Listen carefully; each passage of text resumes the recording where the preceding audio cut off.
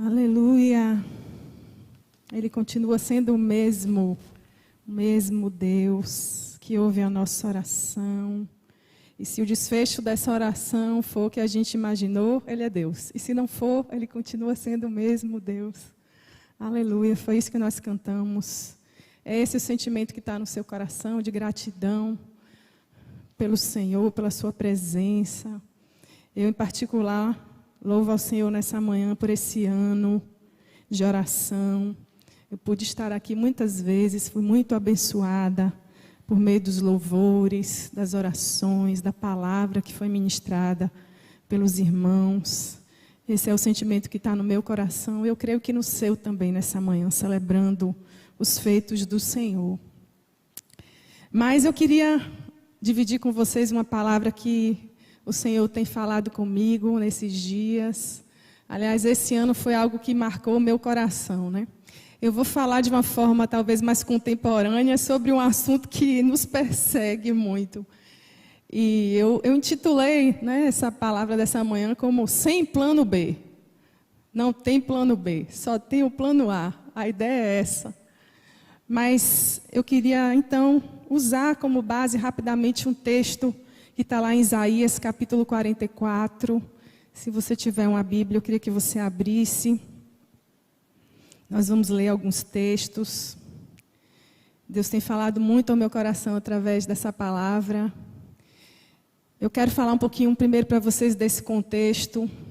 No momento que essa palavra foi escrita, esse homem levantado por Deus, que representa o profeta, fala em nome do Senhor. Ele começa esse capítulo consolando o povo, né? Lembrando que Deus é um Deus de consolo, é um Deus que está presente. Mas nesse momento, o povo de Deus ele está ali no exílio da Babilônia, cativo. O povo já tinha passado muito tempo nessa condição. E por conta disso, o povo começa a utilizar de alguns subterfúgios para o culto a Deus. O povo começa a abrir mão da exclusividade do culto a Deus e começa a construir ídolos para cultuar a Deus. Algo que o nosso Deus abominável já deixou claro na sua palavra, lá em Êxodo capítulo 20, Deuteronômio, através da sua lei, ele estabeleceu que nós, o seu povo, não deveríamos fazer nenhum tipo de imagem para cultuá-lo. E nesse momento, depois de um consolo, de dizer ao povo, de lembrar ao povo que Ele era um Deus presente, que Ele era um Deus que era o libertador dele. Ele ia tirar o povo sobre esse jugo, né, do exílio da Babilônia, sobre aquele império babilônico. Ele tinha profetizado isso. Aquela aflição ia terminar, não é? Ela tinha uma data de validade. Mas o povo não estava aguentando esperar, né? E eu fiquei pensando sobre o nosso contexto também, o que acontece com a gente, talvez nesse momento. Então o profeta vai e começa a profetizar, falar em nome do Senhor. Lá no versículo 8 ele diz assim: não tremam, não tenham medo. Acaso não lhes anunciei meus propósitos há muito tempo? Vocês são minhas testemunhas. Há outro Deus além de mim? Foi o que a gente acabou de cantar. Não tem, né? Não tem outro Deus. Não há nenhuma outra rocha, nenhuma sequer. O 9 diz assim: como são tolos os que fabricam ídolos. Esses objetos que tanto estimam não têm valor algum. Os que adoram ídolos não sabem disso, por isso eles são envergonhados. Aí ele continua falando nesse texto sobre a construção de ídolos, como o povo estava criando uma forma de cultuar a Deus da sua forma, do seu jeito. Lá no versículo 13 ele diz assim: o escultor mede um bloco de madeira e nele desenha um esboço. Trabalha com cinzel e plaina e entalha a imagem de uma pessoa. Dá à imagem beleza humana e coloca num pedaço do santuário. Corta cedros, escolhe cipestre e carvalho. Planta um pinheiro no bosque para que a chuva o faça crescer. Então ele usa parte dessa madeira para fazer fogo e com ele se aquece e assa o pão. Depois ele pega o que resta e faz para si um Deus para adorar. Faz um ídolo e se curva diante dele. Olha o profeta falando, é como se Deus estivesse meio que corrigindo e zombando desse tipo de atitude. No versículo 17 ele diz assim: então pega o que resta e faz o seu Deus um ídolo esculpido, curva-se diante dele e o adora. Ora, e a ele diz: livra-me, pois tu és meu Deus. Eu queria que você lesse também o 20. Tal pessoa, a pessoa que faz isso, se alimenta de cinzas, engana a si mesma, confia em algo que em nada pode ajudá-la. E, no entanto, não é capaz de se perguntar: será que esse ídolo que eu tenho em minhas mãos não é uma mentira? Olha só o que o profeta faz. Ele, no final desse texto que a gente está lendo, ele faz essa pergunta: será que a pessoa que pratica esse tipo de culto, ela não entende que isso é uma mentira? Eu queria então chamar esse culto, essa forma de se relacionar com Deus, de plano B, de uma forma contemporânea. E algo que tem inquietado meu coração, queridos, é por isso que eu estou falando disso, né? O que é um falso Deus? Por que a gente vai e muitas vezes cria caminhos, cria atalhos para buscar Deus? Por que muitas vezes a gente não se satisfaz com aquilo que Deus já falou para nós? Nesse texto, o falso Deus é qualquer coisa que a gente atribui o poder de nos livrar. Isso passa pelos séculos, né? Quando esse texto foi escrito, foi há cerca de 500 anos antes de Jesus vir. E essa prática da idolatria, de criar um falso Deus, ela perdurou, né? Até hoje isso acontece. Mas vamos entender o sentido disso. O que é um falso Deus? No versículo 17 fala isso, ó: livra-me, pois tu és o meu Deus. O desejo de alguém que vai e faz uma imagem de escultura ou qualquer outro Deus é de livramento. Nesse caso aqui que a gente está falando, que o povo estava cativo na Babilônia, o povo queria sair daquele cativeiro. E ele estava arranjando algum subterfúgio para se livrar daquela opressão, daquela dor de estar ali por tanto tempo. Mas qualquer coisa que a gente atribui esse valor, esse poder de nos salvar, é considerado um falso Deus. O apóstolo Paulo fala lá em 1 Coríntios capítulo 8, como está aí nesse texto, você pode ler depois. Ele fala sobre a comida sacrificada aos ídolos, e ele fala que os ídolos são vãos, são como os demônios, né? Ele condena essa prática. Depois, lá em Romanos capítulo 1, é tão interessante que ele fala como é que aqueles irmãos e como é que as pessoas que estavam ali vivendo em Roma trocaram a grandeza da glória de Cristo por imagens de homens e de animais. Ele fala isso no versículo 23 de Romanos capítulo 1. Então, essa prática de cultuar a um falso Deus, ela perdura pelos séculos. Aconteceu na época de Jesus, acontece hoje. E isso é que eu estou chamando de plano B. É aquela coisa da gente querer criar uma forma de adorar a Deus, a nossa forma, né? Então, tudo aquilo que a gente atribui um valor de nos livrar de uma determinada situação é um falso Deus.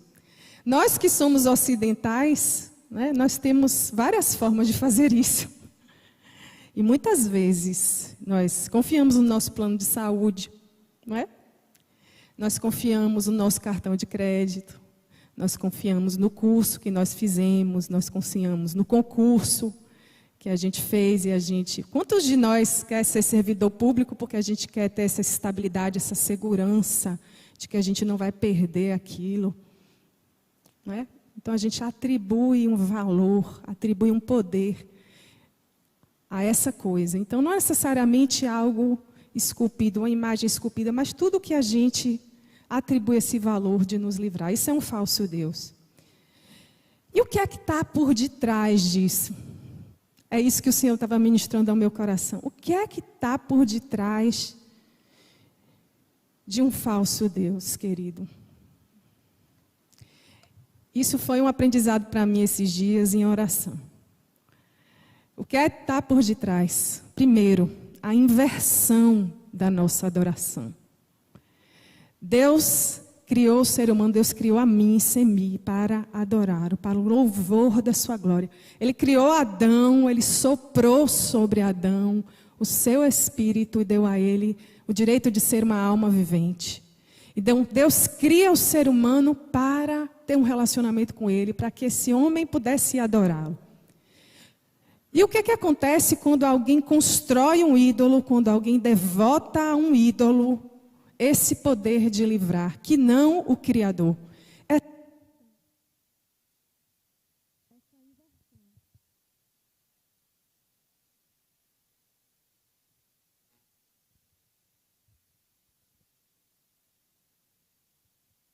Então, o que acontece? A criatura, ela passa a ser o Criador. O homem passa a ter esse poder de criar. E não Deus. Então, ele passa a ser adorado.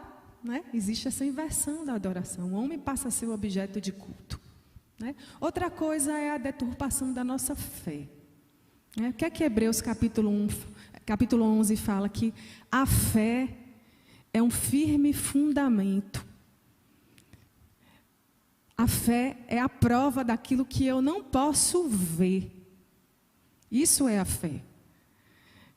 Então, nós queremos, de alguma forma, ter algo concreto para adorar, para devotar a nossa fé. Quando a gente atribui a um falso Deus essa capacidade de nos livrar, a gente está fazendo isso. A gente está abrindo mão da nossa fé, porque a fé genuína, a fé bíblica, é aquela fé que crê mesmo sem ver. Mas uma fé que não é genuína, ela quer ver. Ela quer ver, ela quer palpar alguma coisa para poder acreditar. Isso é uma deturpação. Isso é algo que Deus não se agrada. Então eu queria que você pensasse comigo. O que é que tem sido um falso Deus, né? O que é que tem te trazido essa sensação de segurança, que não seja o verdadeiro Deus, e a fé na sua palavra que já foi proferida para nós, que e traz o nosso ensino, está aqui. E uma outra coisa que tem sido motivo também da minha reflexão, o que é que está por detrás de nós, quando a gente tem dificuldade de crer, quando a gente tem dificuldade de se jogar no plano A, né? De estar vivendo o propósito de Deus. É um coração dividido, queridos. Um coração dividido. Você tem vivido assim? Sempre na dúvida, sempre nesse lugar, creio ou descreio. Nesse lugar de lanço mão de um subterfúgio, porque eu quero que aquilo que Deus falou aconteça, mas aconteça logo. Então eu arranjo uma forma de criar um atalho para que aquilo aconteça. Eu não consigo esperar, não consigo crer que o mesmo Deus que falou, Ele vai realizar, segundo a sua boa vontade. É Ele que produz em nós o querer e o realizar, segundo a sua boa vontade. Será que o seu coração está assim? Confiante a esse ponto de se largar nas mãos do Senhor, mesmo com toda essa situação de opressão, como esse povo estava vivendo aqui, no cativeiro. É algo muito simbólico que nós estamos vivendo. O teu coração está dividido? O teu coração está dividido? Eu queria fazer essa pergunta mais uma vez. Você quer ter um coração inteiro? Isso foi algo que Deus confrontou comigo durante esse ano. Não dá para você fazer duas coisas, né? Como a gente fica pensando, não há como você amar a Deus e a riqueza. É como o jovem rico, Jesus confrontou o jovem rico com essa palavra, não é? O coração inteiro e a palavra que Deus tem dado para nós é o plano A. Mas como é que eu vou viver confiando inteiramente em Deus e cultuando inteiramente, sem abrir mão daquilo que Ele falou, daquilo que Ele é, sem criar um plano B, sem criar rota de fuga, o que é que eu faço? Eu preciso abrir mão dos falsos deuses. A palavra de Deus fala lá em Deuteronômio capítulo 5, né, os versículos 6 e 7, que a gente não deve construir outros deuses diante do Senhor. Isso é a lei do Senhor, né? Ele não aceita dividir a sua glória com ninguém. Então eu não posso construir outros deuses diante dele. Eu não posso confiar em outros deuses.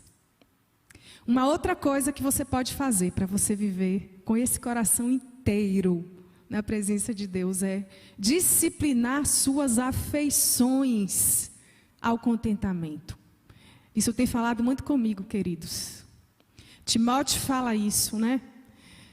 Aconselhando aos irmãos, olha, se você tem o que comer, se você tem o que vestir, seja contente com isso. Esteja alegre, se sinta completo, inteiro.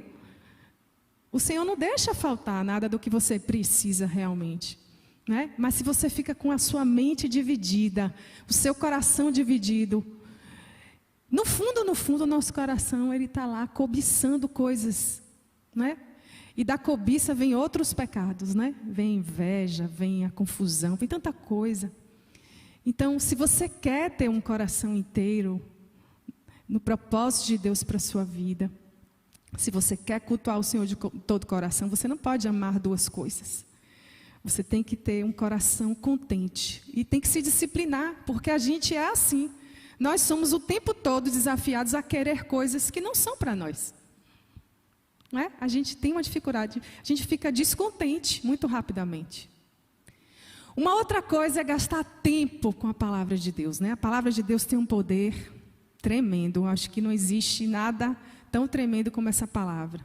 Lá em Hebreus capítulo 4, versículo 12 fala que a palavra de Deus é viva e eficaz.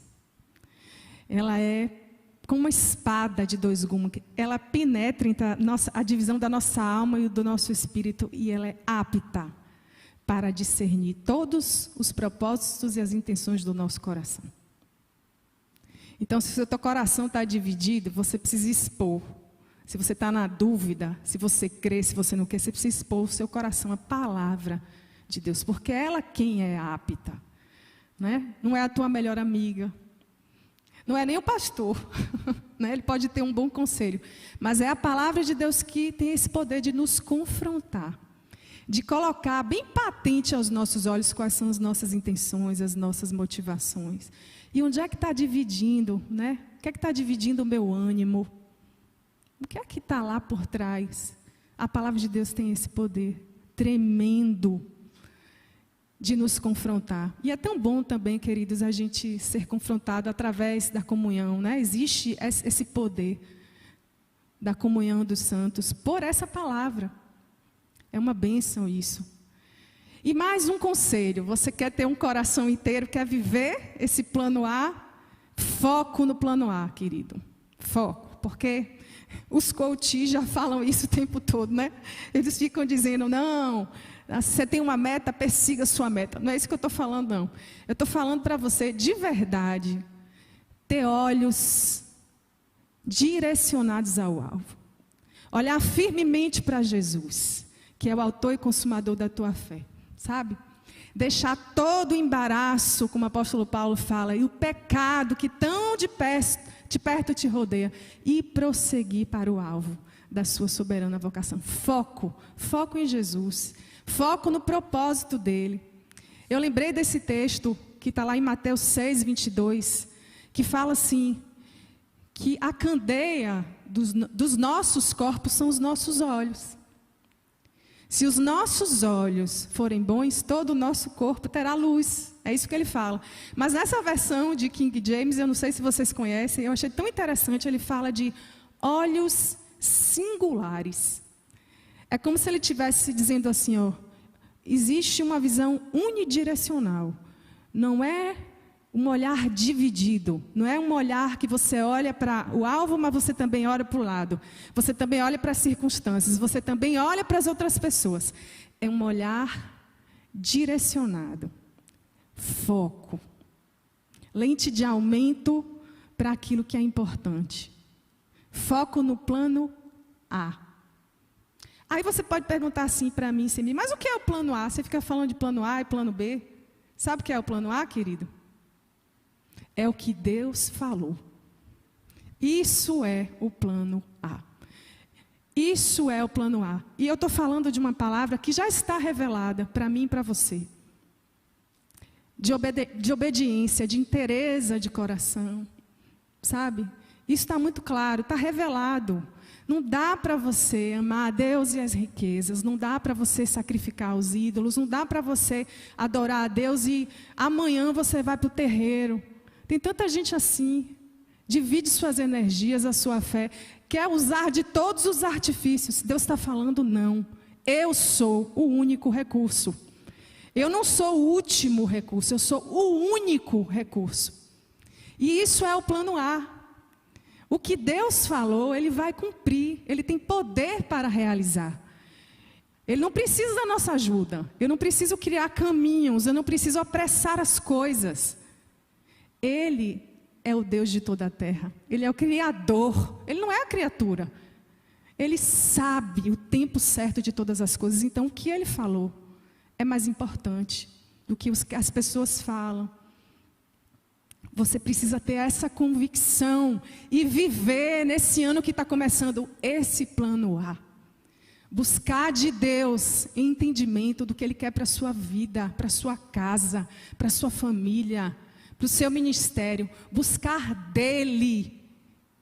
Gastar tempo com Ele. É isso que você está fazendo aqui nessa manhã. Ele é o primeiro e o único recurso. A palavra que o Senhor tem trazido ao meu coração é essa.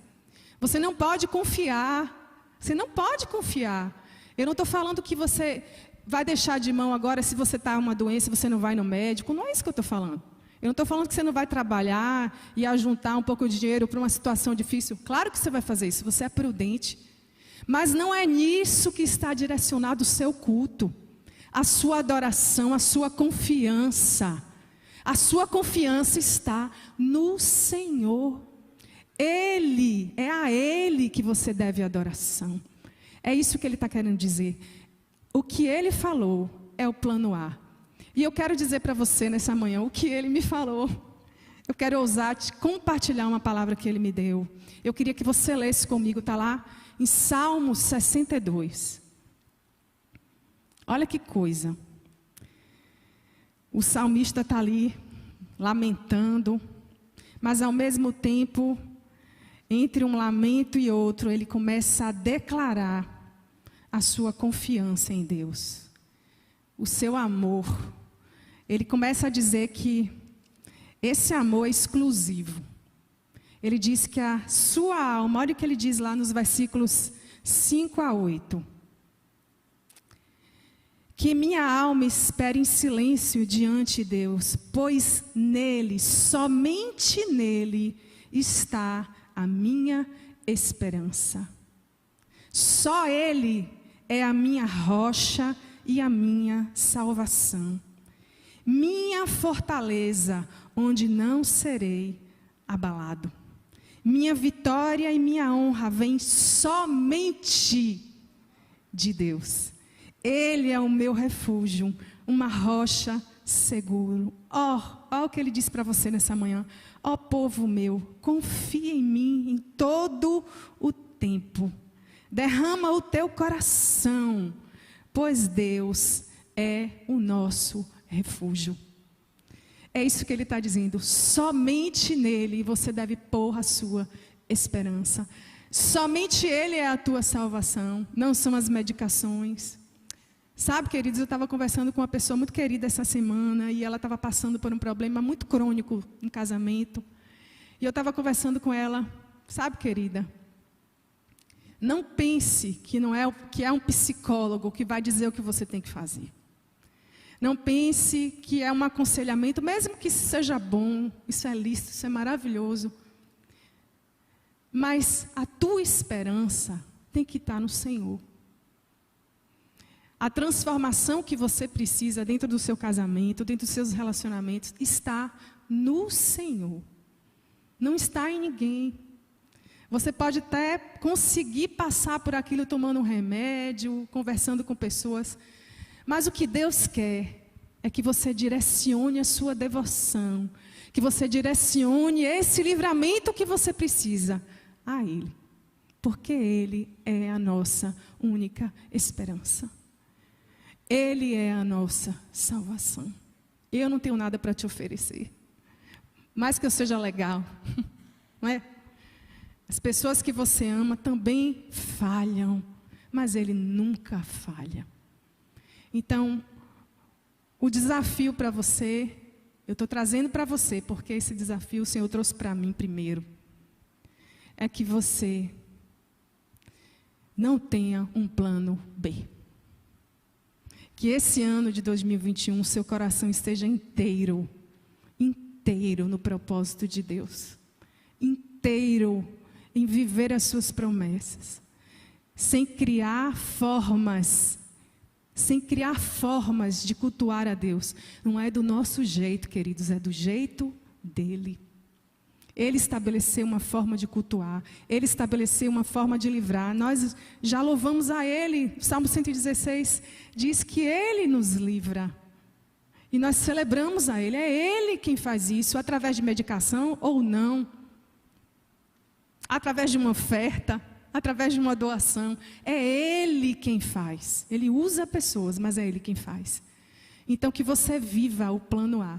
E não tenha um plano B. Será que é possível você se imaginar se jogando numa piscina assim de costas? Olha, eu vou até submergir, mas depois eu vou boiar. Porque o Senhor, Ele me sustenta. É Ele que me faz repousar em pastos verdejantes. É Ele a minha esperança. Que o seu coração esteja inteiro nisso, nessa palavra. Olha aí que figura bonita. Está vendo um coração? Parece um bombom, né? Aquele bombom gostoso, aquele pirulito gostoso de coração, né? Transparente, né? Porque ele reflete a glória, a luz de Jesus, né? Com todas as imperfeições que o nosso coração tem, mas que o seu coração esteja inteiro. Não esteja dividido entre os seus planos e os planos dele. Que seu coração esteja inteiro nele. Que seu culto seja só para ele. Que você não fabrique outras formas de cultuar, mas que você adore e cultue a ele do jeito que ele deseja ser adorado. É isso que o Senhor trouxe ao meu coração nessa manhã. Que o Senhor te abençoe, fortifique o seu interior e direcione seus olhos para o plano A. Em nome de Jesus. Amém. Aleluia.